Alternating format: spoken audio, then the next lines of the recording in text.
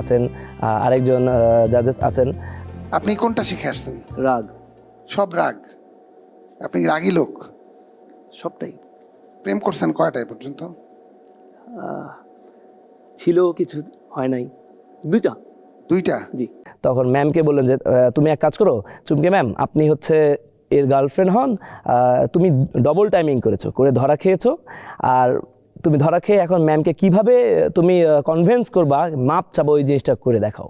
আপনি আরেকটা মেয়ের সঙ্গে ডাবল টাইমিং করছেন এবং সেটা অনেক ডিপ রিলেশনশিপ হয়েছে, কিন্তু উনি আপনার বউ। এখন এটা কীভাবে করবেন? জান, প্লিজ আমার একটু বোঝার চেষ্টা করো জান।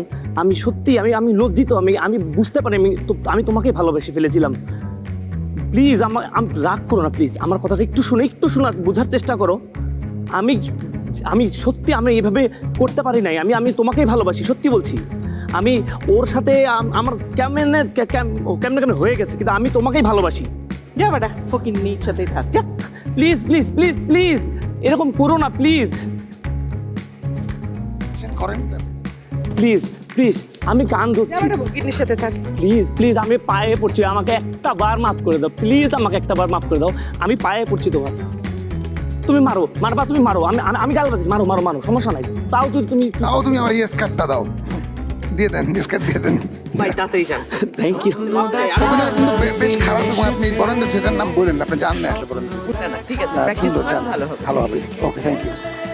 আমার স্টার কার্ড পাওয়ার পরে আমার মনে হচ্ছিল যে আমার হয়তো 10টা রাস্তা একবারে খুলে গেল।